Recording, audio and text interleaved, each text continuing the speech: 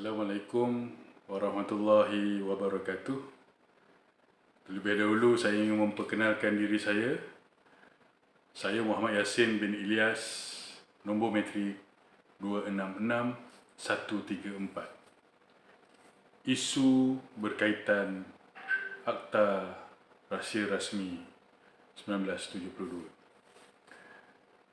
Pencapaian agenda kerajaan tidak mampu dicapai dengan perundangan sahaja, tanpa kemunculan undang-undang atau fakta baru serta pindaan-pindaan undang-undang yang wujud termaktub di bawah sistem perundangan Malaysia sebagai proses melayani kehendak masyarakat hari ini sesuai dengan konteks negara berkebajikan.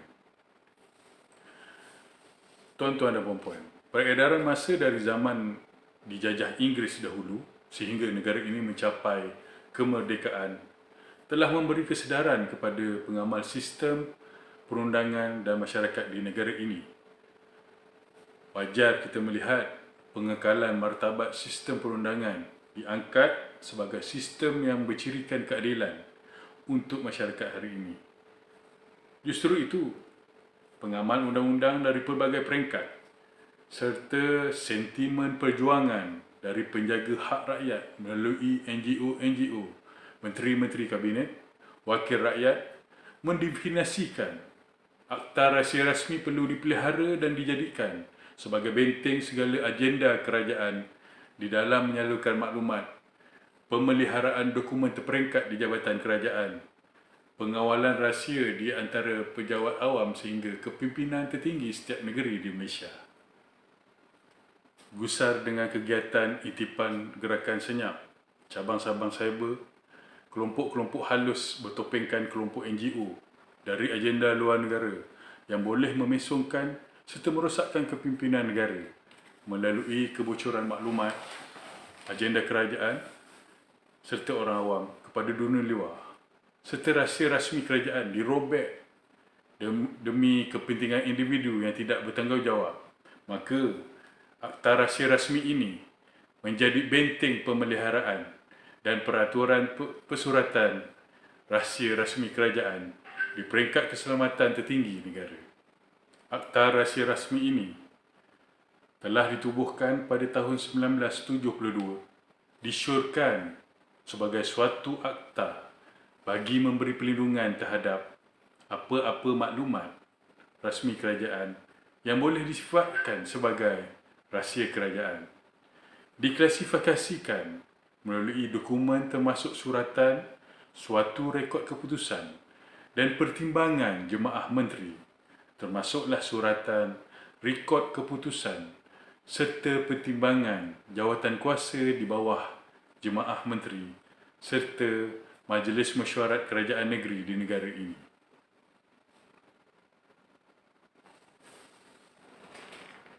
Maka di sini kita melihat peraturan-peraturan serta peruntukan kesalahan-kesalahan yang lebih cenderung untuk mementabatkan Akta Rahsia Rasmi 1972 bagi mengawasi keselamatan kerahsiaan negara. Bagi huraian seterusnya, rakan saya akan menghuraikan bentuk-bentuk hubungan bagi Akta Rahsia Rasmi Negara.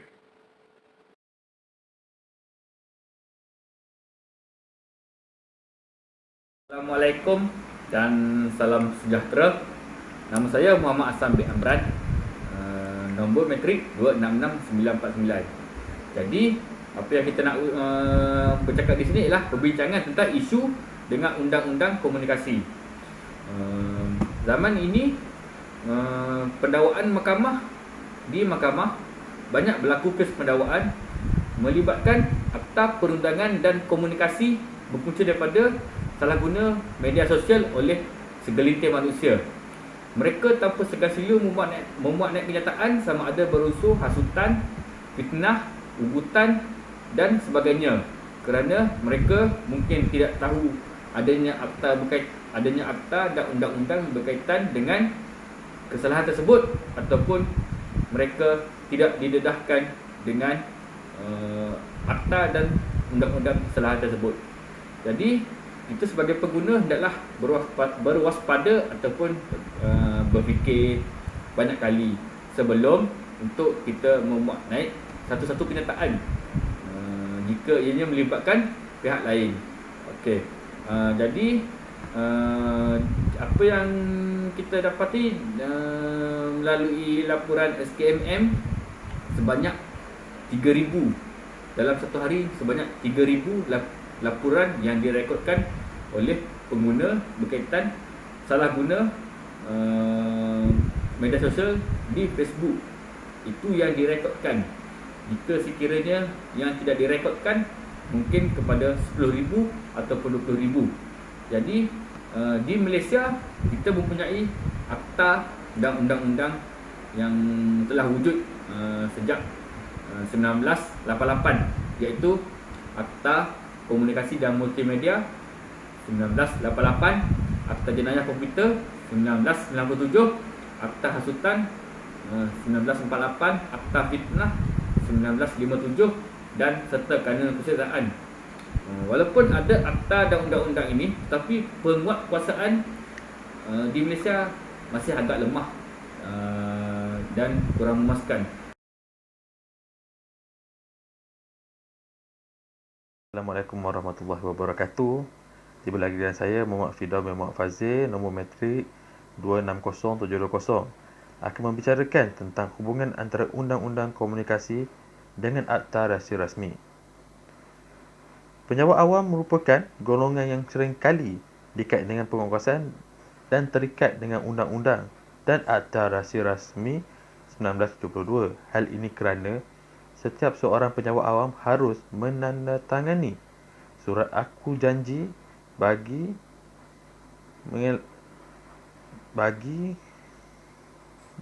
mengelakkan daripada mereka membocorkan maklumat-maklumat yang berkaitan dengan kerajaan dan juga agensi di mana mereka bekerja.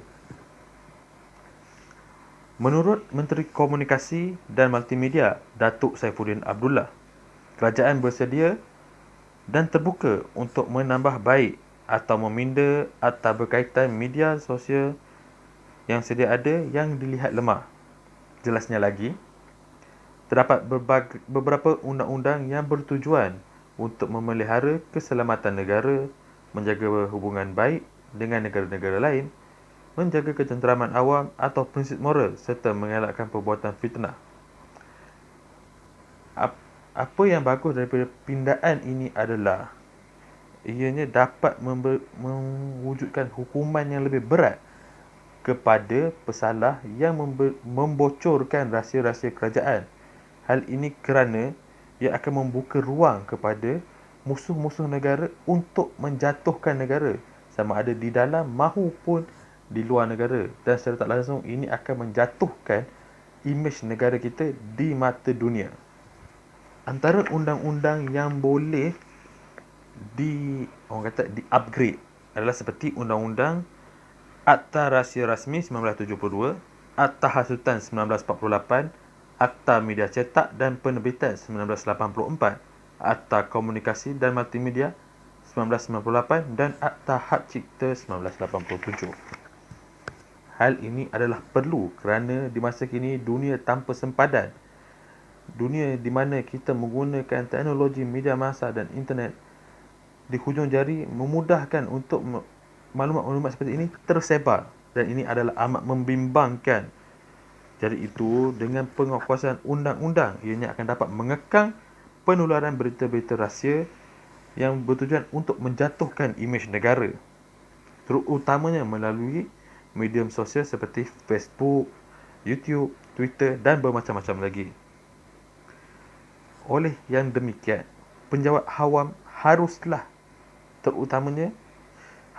mempunyai etika dan sikap integriti yang tinggi, kerana kebocoran maklumat sering melibatkan penjawat awam terutamanya. Pada tahun 2019, Ketua Pengarah Keselamatan Kerajaan Malaysia, Datuk Sanusi Siddiq, telah mengeluarkan satu garis panduan yang wajib dipatuhi oleh setiap penjawat awam, di mana kerajaan melarang sebarang penggunaan telefon bimbit dan beberapa alatan komunikasi dalam mesyuarat yang membincangkan perkara rahsia dan keselamatan negara bagi mengekang kebocoran maklumat kepada orang awam, iaitu garis panduan larangan penggunaan telefon bimbit atau alat komunikasi lain dalam mesyuarat kerajaan. Penggunaan telefon bimbit ini jika tidak dikawal di dalam agensi kerajaan akan mendatangkan pelbagai implikasi yang berbahaya. Di samping boleh melanggar peruntukan Akta Rahsia Rasmi 1972, sekiranya kebocoran maklumat itu berlaku ataupun kecurian maklumat itu berlaku, dan jika tersebar boleh dikaitkan dengan Akta Komunikasi dan Multimedia 1998. Selain itu, penjawat awam harus ingat mereka terikat dengan terma dan syarat yang terkandung dalam Peraturan Pegawai Awam Kelakuan dan Tata Tertib 1993 dan arahan-arahan yang berkaitan yang menjadi teras kepada tindak tanduk seorang pegawai itu dalam menjaga peribadi serta tata kelakuan sebagai seorang anggota penjawat awam. Selain itu, Ketua Jabatan juga boleh merancang untuk menentukan kawasan zon larangan penggunaan peralatan komunikasi, iaitu ibaratnya zon hijau, yang termaktub dalam Perenggan 130 Arahan Keselamatan Semakan dan Pindaan 2017 dan perlu dipatuhi semua jabatan dan agensi kerajaan. Justru itu, penjawat awam harus mempunyai integriti dan semangat supaya tidak boleh berpaling tadah dan dengan menyebarkan maklumat-maklumat yang tidak pasti yang akan mengganggu gugatkan perjalanan kerajaan. Itu saja pada saya. Terima kasih. Assalamualaikum. Assalamualaikum warahmatullahi wabarakatuh. Nama saya Muhammad Hafiz bin Zakaria, nombor matrik 266007. Akta Rahsia Rasmi ini sejak hari ini kita dilihat terdapat banyak isu berkaitan dengan Akta Rahsia Rasmi, yang mana rahsia-rahsia negara banyak terlepas ke pihak luar, atau rahsia-rahsia dalaman sesebuah jabatan atau sesebuah institusi, contoh seperti dokumen-dokumen terlepas kepada pihak yang tidak bertanggungjawab atau pihak umum. So di sini kami merasa amat bertanggungjawab dan mencadangkan supaya Akta Rahsia Rasmi ini dipinda dan dikenakan hukuman yang cukup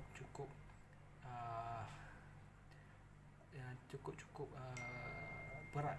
Maknanya tindakan yang serius harus diambil kepada akta ini tentang hukuman ini. So sebagai contoh, bekas Peguam Negara Tan Sri Muhammad Apandi Ali juga pernah mencadangkan pindaan ke atas Akta Rahsia Rasmi ini, di mana perlu dibuat hukuman yang lebih berat dan setimpal dengan kesalahan yang dilakukan ke atas pembocor rahsia negara. Pindaan akta ini, pindaan Akta Rasmi yang mana mencadang hukuman penjara seumur hidup ataupun sebatan sebanyak 10 sebatan, di mana jika kita nak bandingkan dengan negara China mengenakan hukuman kepada pembocor rahsia negara hukuman mati. Itu yang kita pasti, memang China hukuman dia sangat berat, dan kita jauh lagi ketinggalan untuk menjaga kredibiliti akta ini. Kerajaan harus ada satu teknologi bagi menapis segala maklumat kandungan internet untuk bertujuan menghadkan kandungan internet yang ingin disebarkan kepada pihak umum. So dengan ada cara ini, maknanya sesuatu itu untuk menyebar terhad, so disekat dari awal lagi tentang benda-benda yang berkaitan dengan Akta Rahsia Rasmi ini. Selain itu juga kerajaan juga mencadangkan Kita juga mencadangkan supaya ketua jabatan atau pegawai keselamatan mengkaji proses penyimpanan fail yang lebih sistematik dan keluar masuk fail yang rahsia terhad perlu lebih teratur. Contoh, kita ambil contohlah sebagai bank negara. Bank negara sendiri bagi permohonan SECRES, kita akan melalui proses-proses yang agak rumit untuk memohon maklumat-maklumat daripada bank negara. Contoh, sebagai kita, apabila kita dapat maklumat itu, bank negara akan untuk membuka folder atau file itu akan ada password yang hanya pemilik maklumat itu sahaja boleh buka, dan orang lain memang tak boleh buka, tidak ada benarkan buka. Assalamualaikum warahmatullahi wabarakatuh.